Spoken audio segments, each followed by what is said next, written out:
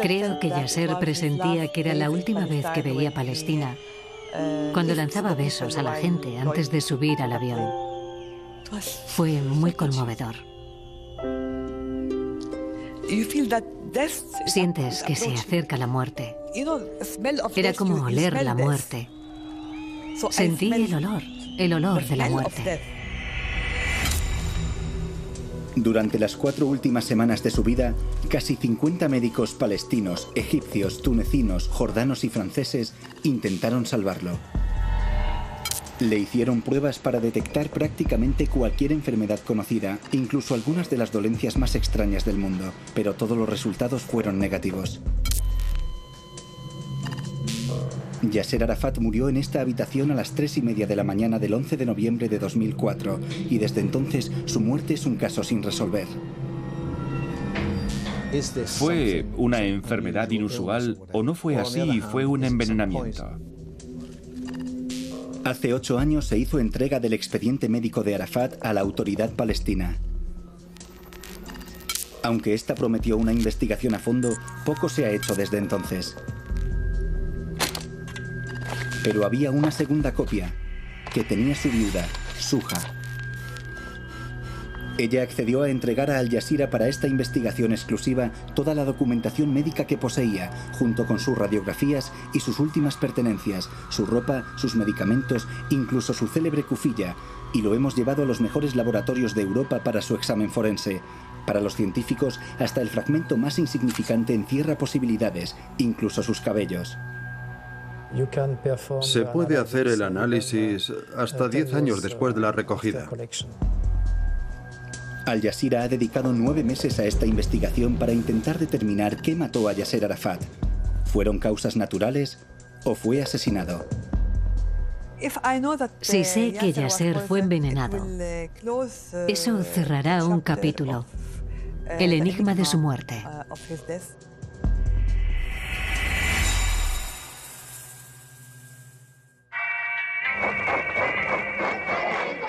Yasser Arafat. Durante más de 4 décadas fue la figura internacional más importante en la política de Oriente Medio. Era el árabe más famoso del mundo, el rostro de la resistencia popular, el hombre que por sí solo puso el conflicto entre Israel y Palestina en la agenda mundial. Él fue quien inventó el proceso de paz. No fueron los israelíes ni los americanos. Él creó el proceso de paz en 1988. Reconoció la solución de los 2 estados y con ello lanzó el proceso de paz. Él era el único que podía haber dado legitimidad a un acuerdo, que siempre es doloroso, que siempre es imperfecto. Pero en el año 2000 se bloquean las negociaciones de paz y comienza la segunda intifada.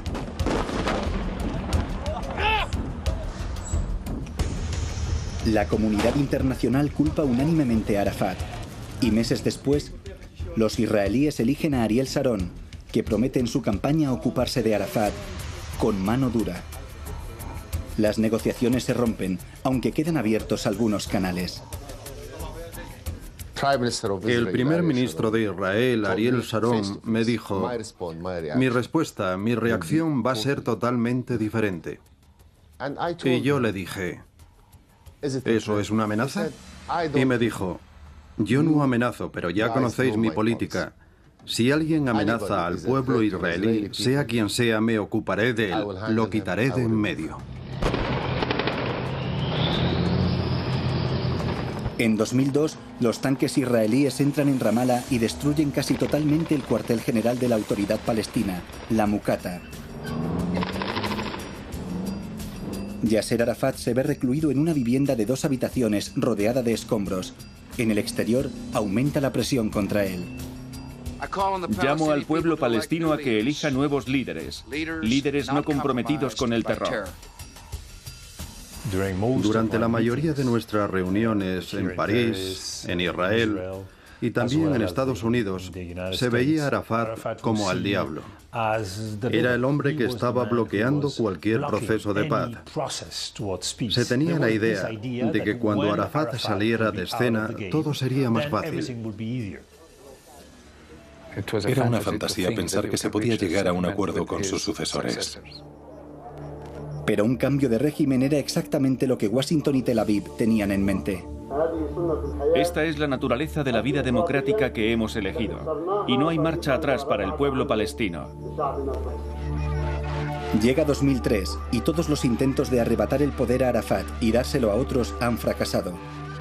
Aislado por sus enemigos y abandonado por sus amigos, Arafat se aferra al poder, a pesar de todo. Gravemente dañado su prestigio internacional, las amenazas contra su vida son cada vez más abiertas. Tenemos que centrarnos en los asesinos y en los que inspiran a los asesinos y orquestan sus operaciones. Y si es necesario, eliminarlos. Arafat no está excluido. Los aliados políticos de Sharon no eran los únicos que proferían amenazas. En 2004 se desvincula de un compromiso al que había llegado con Estados Unidos, que no atentaría contra Arafat. Sus intenciones pasan del ámbito privado al público. No creo que pueda ser más claro de lo que he sido ya. Soy libre de esa obligación. Me he liberado de esa obligación hacia Arafat. Era evidente que nos dirigíamos a un punto muerto, que podía costarle a Arafat su liderazgo político y que también podía costarle la vida.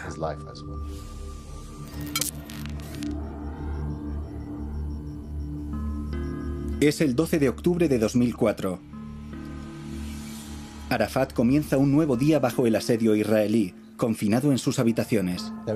No hay nada en el expediente ni en la documentación que dé a entender que padeciera algo que no fuese perfectamente normal para su edad. Aquella noche, 4 horas después de cenar, Arafat se pone muy enfermo. Su expediente médico recoge que se sentía mareado, con náuseas, vómitos y dolor abdominal, pero sin fiebre. El viaje para determinar qué causó los síntomas iniciales de Arafat comienza muy lejos de Palestina, en el norte de Escocia. El primer experto a quien consultamos es el profesor David Barclay, un forense de fama mundial especializado en casos antiguos no resueltos. He estado estudiando toda la documentación que se recoge en el expediente médico y es un expediente muy completo. Lo he estado revisando todo, intentando fijarme en el contexto, en determinar la causa de la enfermedad, los tratamientos que se le administraron y, si es posible, aclarar qué causó la enfermedad en primer lugar. De acuerdo con el expediente, el primer médico que examinó a Arafat fue este hombre, Omar Daka, su médico personal durante casi 20 años. Arafat había sufrido una gripe un año antes y Daka pensó que era simplemente un episodio similar. No se trató el caso de manera agresiva durante los primeros días, pero la razón es bastante evidente. Nadie se dio cuenta de que en realidad estaba gravemente enfermo. El 17 de octubre de 2004 su salud empeora. Los palestinos llaman a un equipo médico egipcio para que dé una segunda opinión, pero ellos también interpretan erróneamente los síntomas. No era más que una gastritis, una inflamación del estómago. El doctor Omar Saki, actualmente consultor de anestesiología en El Cairo, formaba parte del equipo médico egipcio que trató a Arafat. Nos quedamos allí 2 días más. Era Ramadán y después nos fuimos. Él estaba bien. Para revisar a fondo el tratamiento recibido por Arafat, llevamos el expediente completo a Suiza, a la sede del Centro Universitario de Medicina Legal en Lausana. Estos son confidenciales. El profesor Patrice Manjan y su equipo de patólogos y toxicólogos forenses inician una rigurosa revisión del caso, centrándose en los cuidados iniciales administrados a Arafat. Todo este tipo de investigaciones se debe realizar, por supuesto, en un hospital moderno. Y me resulta difícil imaginar que eso se pudiera haber hecho en Ramallah, en las condiciones en las que estaba viviendo el presidente Arafat. El 20 de octubre, el recuento de plaquetas de Arafat, un indicador clave de la salud, cae en picado de repente.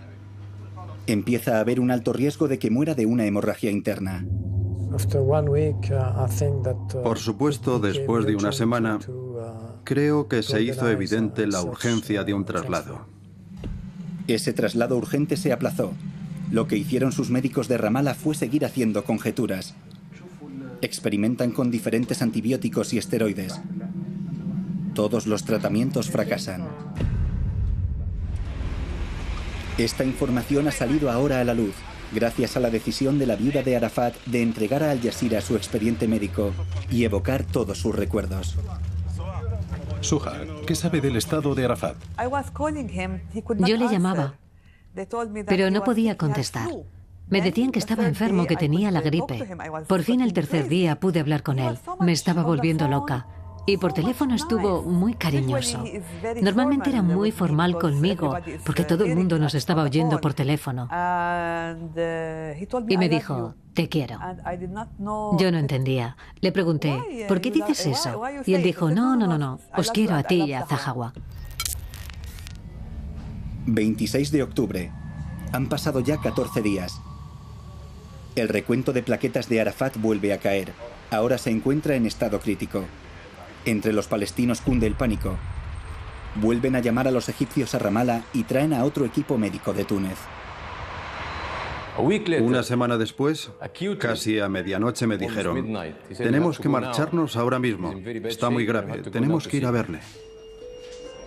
Cuando llegan, Arafat está atrapado en un doloroso ciclo de náuseas, vómitos y diarrea. Los tunecinos informan a Suja de su estado. Mire, no es tranquilizador, no es una gripe normal. Está perdiendo todo el estómago. Tiene diarrea todo el tiempo. Esta gripe no es una gripe. Los médicos egipcios también están preocupados. Quieren hacerle una endoscopia, un procedimiento para examinar y tomar muestras de las paredes del estómago de Arafat. Antes de hacerlo, preguntan a los médicos palestinos, que siguen siendo los responsables de su tratamiento. Dijeron: ya lo hemos hecho, no es necesario. Ya hemos hecho todo lo que se puede hacer. Creo que se estaban tomando el problema a la ligera. ¿Qué fue de aquellas muestras cruciales? Sigue siendo un misterio. Por desgracia, aquellas muestras se perdieron y no fueron enviadas a un laboratorio especializado en este campo. El 28 de octubre, la autoridad palestina hace venir a un nuevo equipo médico, esta vez de Jordania. Todos ellos querían eludir la responsabilidad, que no les culparan de ser los causantes de su muerte. Así que había que trasladarlo a un país occidental. Comienzan los preparativos para trasladar a Arafat a Francia. Costó varios días de negociación con los israelíes, pero finalmente accedieron a que se fuera, y algo fundamental, a que en caso de sobrevivir, pudiera volver. A las 5 escuché los helicópteros. 2 grandes helicópteros volando por encima de la Muqata. Yasser lo oyó y dijo que era la primera vez que helicópteros militares venían para llevárselo y no para bombardearlo. Estaba muy débil y cuando intentábamos vestirlo con las enfermeras, fue terrible. Después de 17 días de tratamientos médicos fallidos, la enfermedad de Arafat está muy avanzada. Tiene coagulación intravascular diseminada. Si no se consigue descubrir qué la ha provocado, morirá. Las manchas rojas pueden ser pequeñas hemorragias en la piel.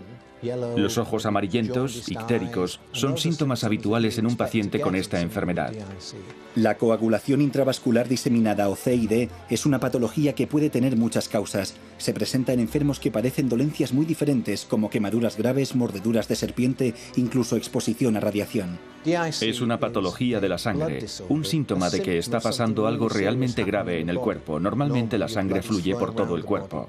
Si te haces un corte, no quieres que la sangre siga saliendo por él, de modo que se activa una alarma y se empiezan a formar pequeños coágulos que aíslan la zona donde está el corte.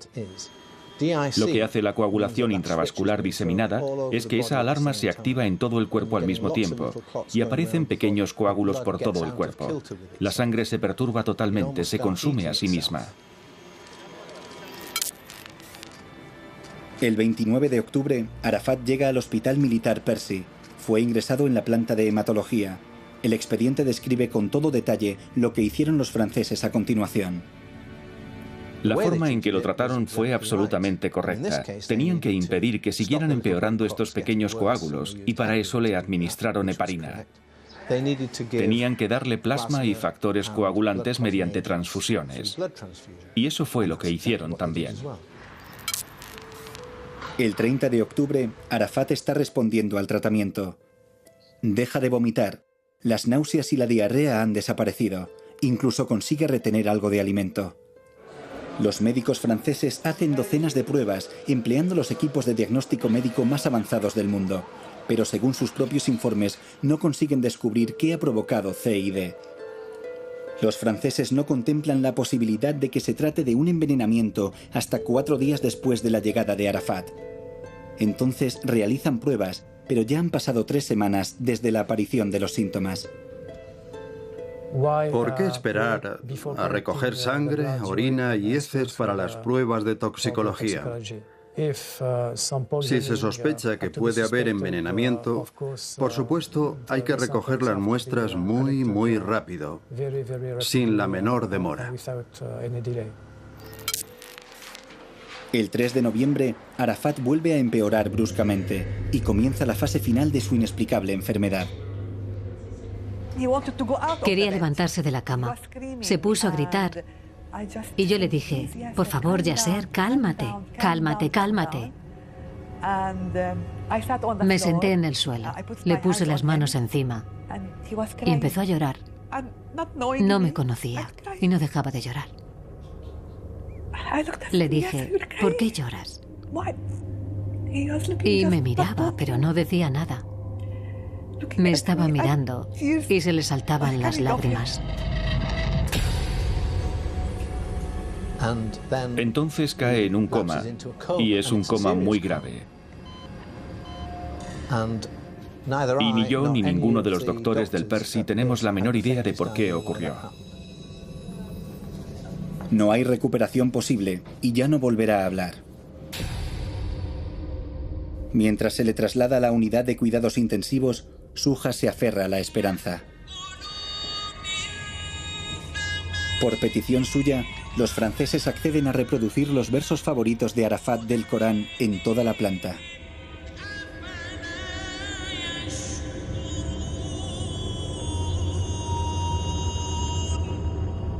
Cuando Yasser oyó el Corán, yo estaba mirándole las manos y hacía así, hacía algo así. Llamé al doctor, le dije, doctor, venga, venga. Ha hecho una señal con los ojos y me dijo, no, Suja, eso es un signo neurológico. Es normal que ocurra, no se haga muchas ilusiones. El 4 de noviembre se filtra la noticia de que Arafat está en coma. Los líderes de la autoridad palestina piensan que la muerte de Arafat es cuestión de días. Su esposa cree que están intrigando para hacerse con el poder y llama a Al Jazeera.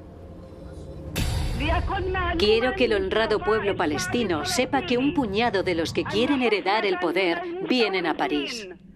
Tenéis que daros cuenta de la envergadura de esta conspiración. Os digo que están intentando enterrar a Abu Amar en vida.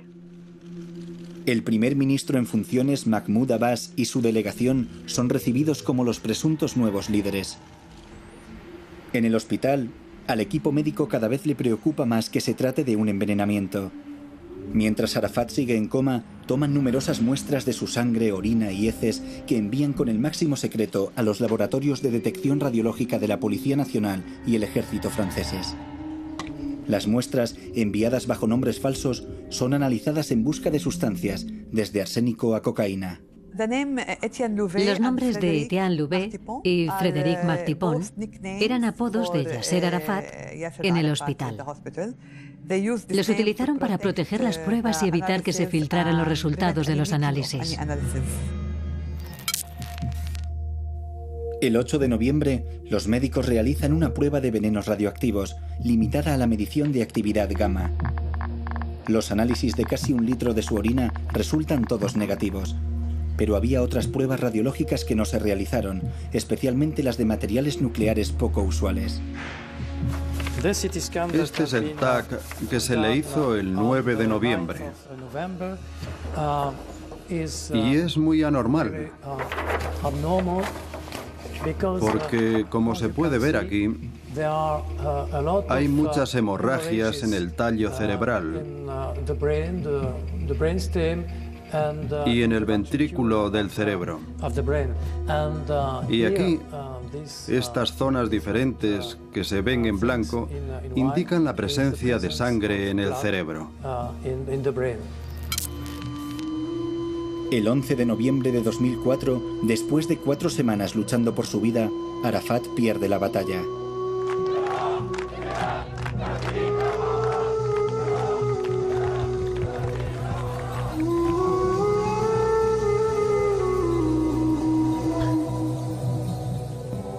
Aunque la causa de su muerte es una hemorragia cerebral masiva, el misterio sigue ahí. ¿Cuál fue la causa original que provocó su enfermedad? La forma más lógica de responder a la pregunta habría sido realizar una autopsia, algo que en casos sospechosos como este es rutinario, si no obligatorio. Pero el ambiente en Francia está muy cargado.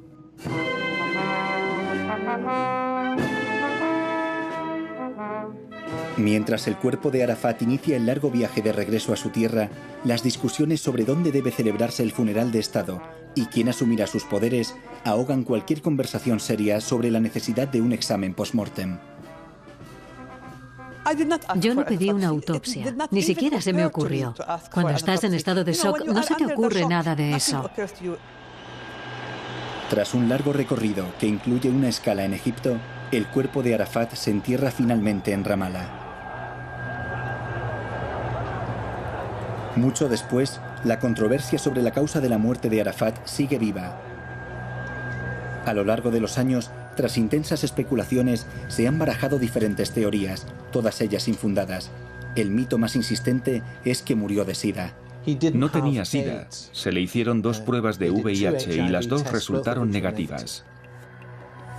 Estos análisis franceses confirman los resultados del doctor Toufik Sahaban, miembro del equipo tunecino que trató a Arafat en Ramallah. Es mi especialidad. ¿El SIDA? El SIDA es mi especialidad. No hay ninguna posibilidad de que tuviera VIH. Ninguna. Sabemos que no sufría la mayoría de las dolencias más populares en aquel momento. No padecía leucemia. De hecho, su médula ósea estuvo bien hasta el final. No había cirrosis hepática, ni signos de cáncer. No hay resultados positivos. Y nada parece indicar una enfermedad infecciosa. Es una pena que no se ordenara un examen post-mortem inmediatamente después de la muerte. Creo que eso habría garantizado que se conservasen grandes cantidades de tejido hepático, de pelo y de uñas para su análisis. Preguntamos a las autoridades francesas si se había hecho, y si no, ¿por qué no se había hecho? Michelle Alliot-Marie era ministra de Defensa en 2004 y, por tanto, responsable del ejército y de sus hospitales. Que yo sepa, no se conservan muestras de sangre después de una muerte, excepto en el caso de que haya un proceso judicial abierto. Así que, si ahora usted dice que se debería haber hecho un análisis, vaya a hablar con la familia del señor Arafat. Y eso hicimos. Preguntamos a la señora Arafat si tenía alguna de las posesiones de su marido que pudiesen servir para la investigación forense. Esta es la bolsa que me dieron en el hospital Percy después de la muerte de mi marido. La he conservado intacta y contiene todos sus efectos personales, desde el gorro que llevaba en el hospital hasta su ropa interior. Quizás sus científicos puedan desvelar la verdad sobre su muerte. Tras examinar el contenido, los médicos descubrieron cabellos suficientes para realizar nuevas pruebas. Tenemos muestras suficientes para intentar analizarlas en busca de distintas sustancias.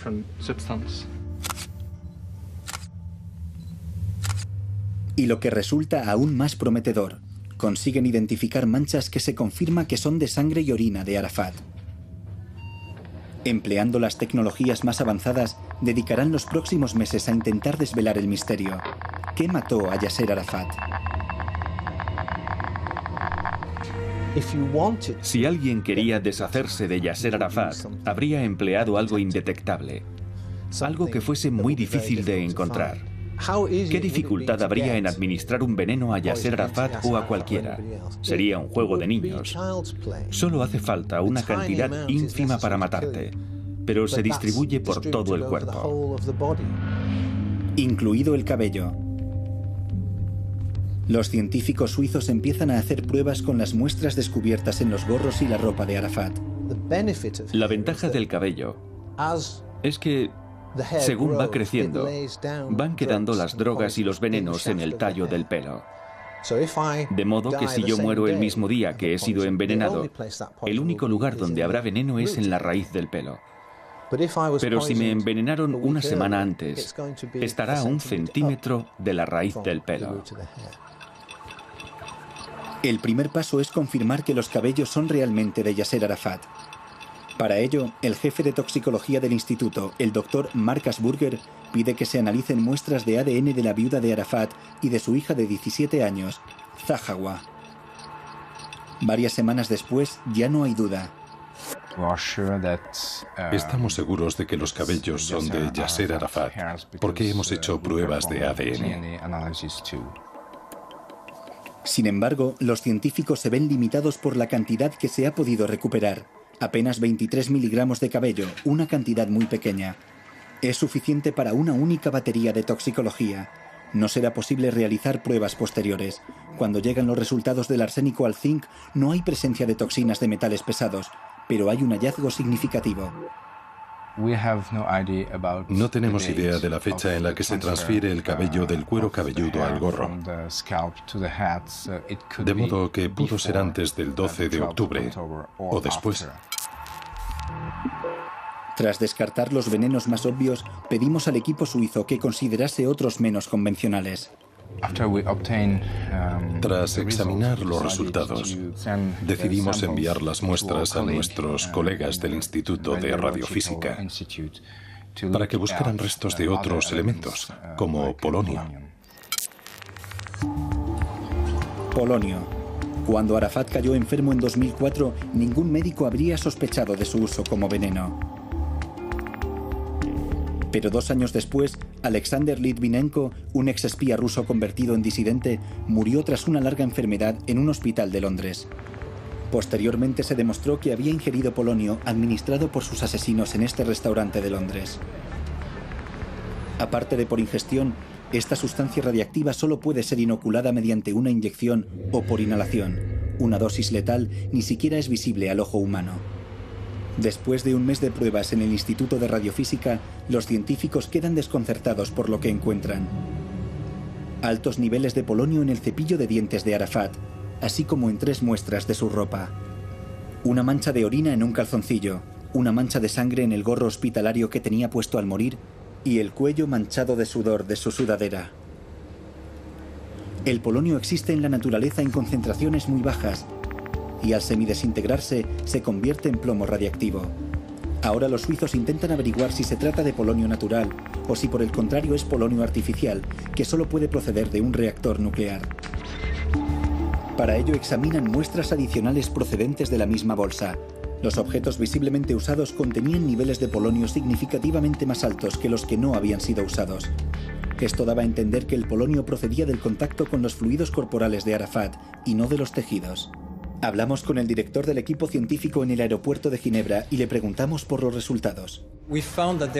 Hemos descubierto un nivel de polonio mayor del que esperábamos, pero todavía tenemos que confirmar si estos niveles son naturales o no lo son.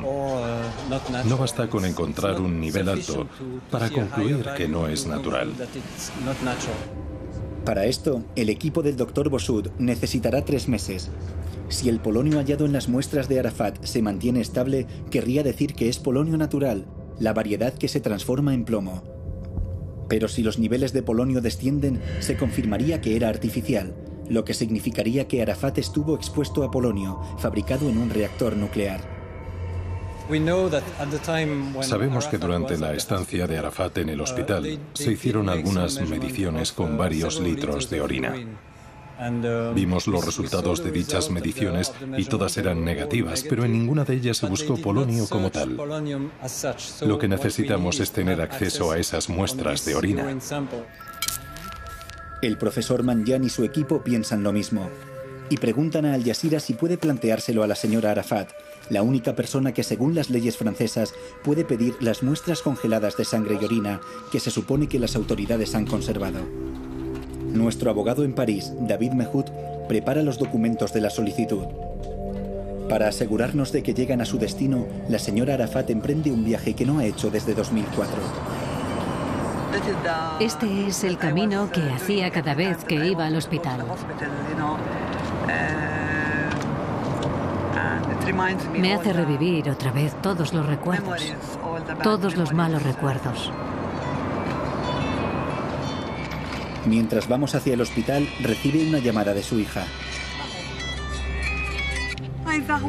Hola, Zahawa, hola. Ahora mismo voy hacia el hospital donde murió papá, Zahawa. Ya sabes que voy con Clayton. Ya te lo conté. Y voy a preguntar por las muestras de sangre y orina para saber la verdad sobre papá. Vale, está bien. ¿Qué piensas? ¿Qué piensas? Claro, hazlo. ¿Debo hacerlo? Con el decidido apoyo de su familia y una cámara oculta como testimonio de la entrega, la señora Arafat presenta la solicitud en el registro del Hospital Percy.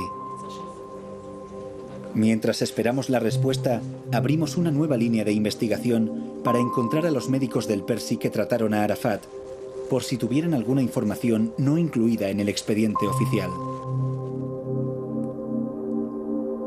Para poder hacerlo, la señora Arafat nos da su permiso por escrito para hacer indagaciones en su nombre. Tenemos que encontrar a más de 30 doctores, pero no quieren hablar. Me gustaría hablar con el profesor Bruno Paz. Buenos días, me gustaría hablar con el doctor Aroy. De acuerdo, ¿no tiene otro número de teléfono? ¿Doctor Fergot? ¿Doctor Bennett? ¿Profesor de Reveil? ¿Doctor Best? Gracias. Esto se está convirtiendo en la respuesta habitual. A pesar de haber recibido la carta de la señora Arafat, que nos autoriza a investigar los tratamientos administrados por estos médicos a su marido, todos dicen que es imposible, porque se lo impide el secreto médico. Así que decidimos presionarles un poco más. Si no quieren hablar con nosotros, iremos nosotros a hablar con ellos. Nos dirigimos a este hospital de París y preguntamos por el profesor François Briquer, jefe de enfermedades infecciosas. Él fue uno de los médicos civiles que el ejército francés llamó al Percy cuando se estaban quedando sin ideas. Había hecho caso omiso de nuestras llamadas y correos electrónicos, pero de todos modos fuimos a verle y le sugerimos que hablara con la señora Arafat. También estaba en la lista el doctor Jean-Charles Piet, otro de los principales expertos en enfermedades infecciosas de Francia. Pasamos una hora con él, y su interés y conocimiento del caso se hizo evidente. Pero no estaba dispuesto a conceder una entrevista si no estaba presente el profesor Briquer. Mientras intentamos concertar una reunión entre estos dos médicos y la señora Arafat, llega una carta de la policía militar francesa. Fueron sus laboratorios los que hicieron múltiples análisis con la sangre y la orina de Arafat, y son quienes deberían tener las muestras. La señora Arafat nos ha pedido que la acompañemos cuando abra la carta.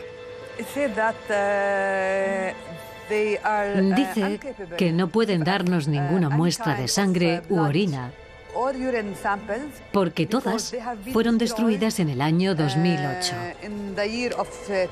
Como nadie las reclamó, las destruyeron. Dado que la muerte de Arafat sigue sin explicarse, resulta extraña la decisión de destruir sus muestras biológicas después de solo 4 años. Según el Código Penal francés, los laboratorios deben conservar las muestras durante 10 años. Aunque también es cierto que no hubo una investigación criminal de la muerte de Arafat, de modo que es una vía muerta. No podremos proporcionar al laboratorio suizo muestras adicionales de Arafat para comprobar si contienen polonio. Mientras tanto, tiene lugar la reunión que hemos preparado con la señora Arafat. Los médicos franceses se han negado a que estemos presentes. Estos médicos me han dicho que Yasser no tenía nada, que le hicieron pruebas de todas las enfermedades posibles. Y me han dicho que no encontraron nada. Les he preguntado si creían que podía haber sido veneno y me han dicho que no se puede descartar la idea, la posibilidad de que quizá lo envenenaran, pero que no podemos saberlo. Debido a la poca información que nos dan los médicos franceses, buscamos pistas en otros lugares. Los médicos tunecinos y egipcios que lo trataron al principio son testigos clave. Deberían revisar también todos los procedimientos físicos que se le practicaron. Pedimos a la señora Arafat que identifique a los médicos árabes. Cuando vinieron todos los médicos, estos son los médicos egipcios. Ellos me dijeron que pensaban que lo habían envenenado. Dijeron que había algo extraño. Este es el doctor Gentati, el médico tunecino que vino con nosotros al hospital. ¿Ese que está ahí? Sí. ¿El de la derecha? El de la derecha. ¿Es el doctor Gentati? Sí. Él cree que Yasser fue envenenado. Nuestra primera parada es el Túnez postrevolucionario. Desaparecida la dictadura, nuestro equipo llega optimista pensando que encontrará menos obstáculos. Pero nada más empezar a contactar con miembros del equipo médico de Arafat, nos damos cuenta de que conseguir detalles clave resulta más difícil de lo que creíamos. No lo sé, ¿cómo voy a saberlo? Hay cosas que... Era el jefe de la misión médica quien supervisaba todo esto. ¿Esa persona es el doctor Faisal Gentati? Eso es. Hablen con el doctor Gentati y él les dará los nombres de todos los miembros del equipo. Tras enviarle correos electrónicos, llamarle por teléfono y visitarle en la clínica de neurología donde trabaja, el doctor Faisal Gentati ruega a nuestro productor, Naji Tamimi, que deje de hacerle preguntas. Según la señora Arafat, el doctor Gentati insistió en que su marido había sido envenenado. Buscamos la verdad y usted sabe que hay algo detrás de esto. Yo no tengo esa verdad. La verdad la tienen los políticos. Yo estoy ahora en una nueva etapa y no tengo nada. Todo lo tiene la familia. No me involucren en cuestiones tan delicadas. Si lo mataron o no, si lo envenenaron o no, es un gran problema. No es un juego. El único médico tunecino dispuesto a darnos información útil es el doctor Shaaban, un experto en SIDA que descartó categóricamente esta enfermedad como la causa de su muerte. La pregunta que yo haría no va dirigida a Israel ni a Francia. La pregunta que querría que me respondieran es ¿por qué en aquel momento los palestinos tardaron tanto en decidir el traslado de Yasser Arafat para que se le tratara? ¿Por qué se perdió tanto tiempo? Pero no tenemos que ir a Palestina para hacer esta pregunta. Resulta que el médico personal de Arafat, que estuvo a su lado desde el principio de su enfermedad hasta su muerte en Francia, vive aquí mismo, en Túnez. Desde entonces, la OLP promocionó a Omar Daka como embajador adjunto en Túnez. Tras rehusar concedernos una entrevista, nos dirigimos a su embajada. Hola. Diga. Doctor, he hablado antes con usted. Soy Naji de Al Jazeera. ¿Cómo está? Bien, gracias. Es muy importante para nosotros reunirnos con usted y saber su opinión sobre los últimos días de Arafat. Mire, escuchen. Si le soy sincero, todo lo que tengo, poco o mucho, está en Ramallah. Estuve hablando con ellos mucho tiempo. Y ellos tienen todos los detalles. Insatisfechos con su respuesta, entramos en la embajada para hacerle una visita. Rogamos al doctor Daka que cambie de opinión y nos dé su testimonio. Acabamos de salir del despacho del doctor Omar Daka. Se ha sentido muy incómodo con nuestra visita. Ha dicho que no va a concedernos una entrevista a pesar de que estuvo con Arafat durante toda su enfermedad y hasta su muerte. Dice que no es una cuestión médica, sino política. Llegamos a Egipto, otro país árabe en transición. Suja Arafat nos ha dicho que el jefe del equipo médico egipcio pensaba que su marido había sido envenenado, así que pedimos al doctor Saki más detalles. Preparamos un informe para el antiguo director de inteligencia, Omar Solimán. Era parte de la rutina. Cuando un equipo iba allí tenía que informar a sus jefes. Con la esperanza de conseguir ese informe, visitamos la consulta del doctor Ibrahim Mustafa, el jefe del equipo médico egipcio. Acabamos de salir de la consulta del doctor Ibrahim Mustafa. Es el médico que le dijo a Suja Arafat que creía que su marido había sido envenenado. No ha podido atendernos, pero tendremos que volver. Es muy importante, tenemos que saber qué tiene que decir. Cuando volvemos a ver al doctor Mustafa, toma mi nombre y nos despide apresuradamente. Después nos llama para explicarnos que el ejército egipcio le ha ordenado que guarde silencio. La mayoría de los médicos parecen tener miedo de hablar. ¿Quizá no es razonable que preguntemos sobre la posibilidad de que Arafat fuese envenenado? Su enemigo más obvio, Israel, ya había intentado antes asesinar a un líder palestino con otro veneno indetectable. Arafat se encontraba en una posición política muy importante. Tenía muchos enemigos. Entre los hechos que se tienen en cuenta ante la posibilidad de un envenenamiento o algo similar es lo que llamamos antecedentes criminales. En 1997, el servicio de inteligencia israelí, el Mossad, puso en su punto de mira a este hombre, el líder del partido Hamas, que entonces vivía en la capital de Jordania. El Mossad envió a alguien a Amán, en la calle, en pleno día, para que inyectara un líquido a Khaled Mashal, suponiendo que así podían matarlo. Pero no lo consiguieron gracias a sus guardaespaldas, que capturaron a los asesinos, una valiosa baza de negociación que obligó a Israel a proporcionar el antídoto que le salvó la vida. En Jordania se descubrió el plan porque mi escolta capturó al operativo del Mossad israelí. Teníamos pruebas de la autoría israelí. En el caso de Arafat no se encontró nada. Sin embargo, todo el mundo estaba convencido de que Israel mató a Arafat. Mire, si me da una prueba lo creeré, pero va a tener que trabajar mucho para conseguir esa prueba. La mejor prueba que tenemos son los materiales que se están analizando en el Instituto de Radiofísica. Durante 3 meses el equipo del profesor Bossud ha estado trabajando para determinar si el polonio hallado en los objetos personales de Arafat es de origen natural o si por el contrario es polonio artificial, material procesado en un laboratorio nuclear. Aquí tenemos la bolsa del señor Arafat. Como pueden ver, hay muchas cosas aquí dentro. Por ejemplo, tenemos este gorro de hospital. Este es el gorro que llevaba puesto, según su esposa, durante sus últimos días. Tenía una pequeña mancha de sangre que cortamos y sobre la que hicimos mediciones. Y encontramos un nivel elevado de polonio. Si seguimos mirando, vemos también cepillos de dientes, de los que cortamos algunas cerdas, y encontramos que la cantidad de polonio era significativamente más alta de lo que esperábamos.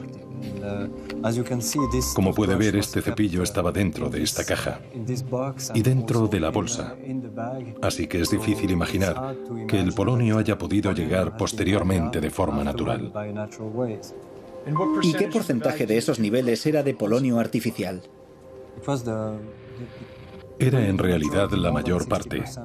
Más de un 60% era artificial. Este es el calzoncillo que tenía una mancha de orina con un nivel muy alto de polonio. Las mediciones indicaron la presencia de polonio artificial en grandes cantidades. Esto que tenemos aquí es el gorro que llevaba puesto cuando salió de Ramallah. Estaba en mucho mejor estado cuando lo recibimos, pero tuvimos que tomar varias muestras de diferentes partes y el resultado fue que encontramos cantidades significativas de polonio en estas muestras. Todas estas muestras son de prendas del señor Arafat, que contenían manchas biológicas visibles, que habían sido utilizadas y que sabíamos que había usado en el hospital, De modo que hicimos mediciones en estas manchas. Y los niveles eran sustancial y significativamente diferentes, lo que indica que contienen una cantidad anormal, una cantidad de polonio que no es la normal. ¿Han encontrado polonio artificial en estas prendas? Sí, así es. Encontramos polonio artificial en estas muestras, sí. Niveles significativos de polonio artificial fabricado en un laboratorio, exactamente la misma variedad que mató a Litvinenko. Preguntamos al profesor Bossud qué niveles de polonio sería razonable encontrar en las muestras de Arafat 8 años después de habérsele dado unas dosis similares a las que recibió Litvinenko. Es una ecuación sencilla, ya que el polonio 210 se desintegra a la mitad cada 138 días. Si nos fijamos en el caso del señor Litvinenko, 1 gigabecquerel al principio se habría convertido aproximadamente en 10 milibecquereles. Y lo que resulta asombroso en nuestro caso es que encontramos en las muestras del señor Arafat valores de unas magnitudes similares. Nos sorprendió, claro. Uno de mis colegas me llamó por teléfono y me dijo: creo que deberías subir al laboratorio, tenemos algo que enseñarte. De hecho, la primera medición que hicimos fue rutinaria, una simple comprobación, porque creíamos que no era nada probable encontrar polonio en estas muestras. ¿Quién podría tener acceso a este tipo de polonio, al polonio artificial? Para tener acceso a este tipo de elemento altamente estratégico, es necesario tener buenos contactos con personas que estén interesadas o que estén construyendo armas nucleares, por ejemplo. Cualquier país que tenga un reactor nuclear, incluso un reactor nuclear de uso civil, puede producir polonio 210. Es posible. Lo que hace del polonio un veneno muy sofisticado es el hecho de que, al conocerse tan pocos casos, los médicos aún no saben mucho sobre sus síntomas específicos. Si reunimos toda la información que tenemos, los resultados analíticos, los informes clínicos, las circunstancias de la muerte del señor Arafat, es difícil llegar a una conclusión. No quiero hacer demasiadas especulaciones, pero creo que estamos en un punto en el que realmente sería necesario seguir adelante y continuar con la investigación si es posible. La respuesta puede estar en el mausoleo de Arafat en Ramallah, que actualmente se está renovando. Yo diría que si tomamos un hueso al azar de un cementerio, la probabilidad de que contenga polonio sería prácticamente de 0. En este caso, si tuviera que indicar una probabilidad, yo diría ahora mismo, con las mediciones que hemos hecho, que sería de más de un 50%, algo así. Desde luego no un 99%, pero sí por encima de un 50%. Creo que ahora la única forma, si ella realmente quiere saber qué le ocurrió a su marido, es conseguir una muestra. Es decir, que una exhumación del señor Arafat nos proporcionaría una muestra que debería contener un alto nivel de polonio, si fue envenenado. Pero tendríamos que hacerlo cuanto antes, porque el polonio se desintegra, de manera que si esperamos demasiado, con seguridad las posibles pruebas van a desaparecer. La señora Arafat conoce ahora por primera vez los resultados. ¿Suja? Señora Arafat, ¿qué quiere hacer a continuación? Creo que voy a pedir que se exhume el cuerpo de mi marido. Inmediatamente, porque los médicos dicen que no tenemos tiempo. Cuanto más tardemos en hacerlo, más fácil será que desaparezca el polonio que pueda haber. Creo que es mi responsabilidad como madre, como esposa y como compañera de este gran hombre durante 20 años. Y este es mi mensaje a la autoridad palestina, que tienen que cooperar, porque la tumba y la sepultura de Yasser está en Ramallah. Después de todo lo que hemos descubierto, gracias a los médicos más fiables del mundo, tenemos que dar un paso más y exhumar el cuerpo de Yasser Arafat para revelar la verdad a todo el mundo árabe y musulmán.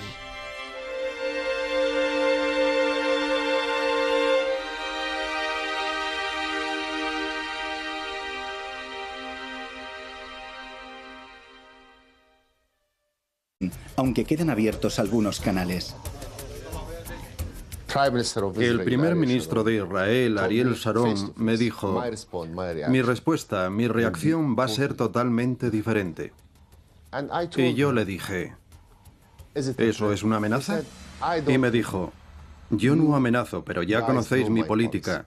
Si alguien amenaza al pueblo israelí, sea quien sea, me ocuparé de él, lo quitaré de en medio. En 2002, los tanques israelíes entran en Ramallah y destruyen casi totalmente el cuartel general de la Autoridad Palestina, la Muqata. Yasser Arafat se ve recluido en una vivienda de 2 habitaciones rodeada de escombros. En el exterior, aumenta la presión contra él. Llamo al pueblo palestino a que elija nuevos líderes no comprometidos con el terror. Durante la mayoría de nuestras reuniones en París, en Israel y también en Estados Unidos, se veía a Arafat como al diablo. Era el hombre que estaba bloqueando cualquier proceso de paz. Se tenía la idea de que cuando Arafat...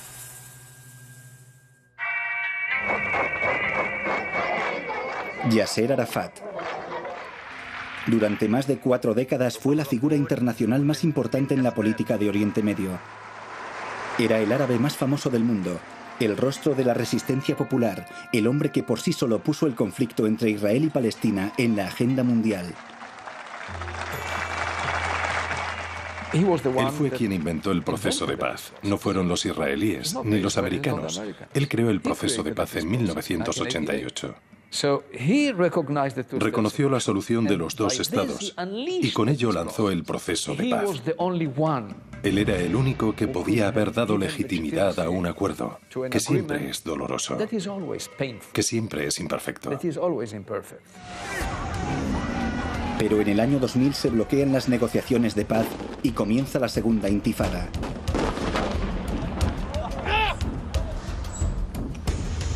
La comunidad internacional culpa unánimemente a Arafat y meses después, los israelíes eligen a Ariel Sharon, que promete en su campaña ocuparse de Arafat con mano dura. Las negociaciones se rompen. O no fue así y fue un envenenamiento. Hace 8 años se hizo entrega del expediente médico de Arafat a la Autoridad Palestina. Aunque esta prometió una investigación a fondo, poco se ha hecho desde entonces. Pero había una segunda copia, que tenía su viuda, Suja. Ella accedió a entregar a Al Jazeera para esta investigación exclusiva toda la documentación médica que poseía, junto con sus radiografías y sus últimas pertenencias, su ropa, sus medicamentos, incluso su célebre kufilla, y lo hemos llevado a los mejores laboratorios de Europa para su examen forense. Para los científicos, hasta el fragmento más insignificante encierra posibilidades, incluso sus cabellos.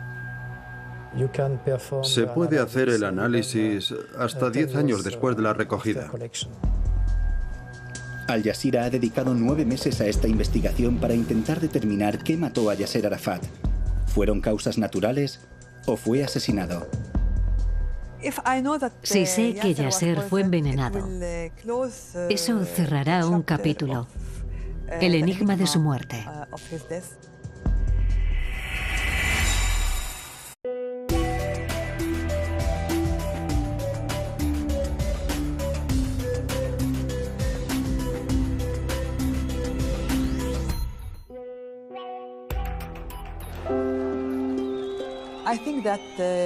Creo que Yasser presentía que era la última vez que veía Palestina, cuando lanzaba besos a la gente antes de subir al avión. Fue muy conmovedor. Sientes que se acerca la muerte. Era como oler la muerte. Sentí el olor. el olor de la muerte. Durante las 4 últimas semanas de su vida, casi 50 médicos palestinos, egipcios, tunecinos, jordanos y franceses intentaron salvarlo. Le hicieron pruebas para detectar prácticamente cualquier enfermedad conocida, incluso algunas de las dolencias más extrañas del mundo, pero todos los resultados fueron negativos. Yasser Arafat murió en esta habitación a las 3:30 de la mañana del 11 de noviembre de 2004 y desde entonces su muerte es un caso sin resolver. Fue una enfermedad inusual. Si saliera de escena, todo sería más fácil. Era una fantasía pensar que se podía llegar a un acuerdo con sus sucesores. Pero un cambio de régimen era exactamente lo que Washington y Tel Aviv tenían en mente. Esta es la naturaleza de la vida democrática que hemos elegido, y no hay marcha atrás para el pueblo palestino. Llega 2003 y todos los intentos de arrebatar el poder a Arafat y dárselo a otros han fracasado.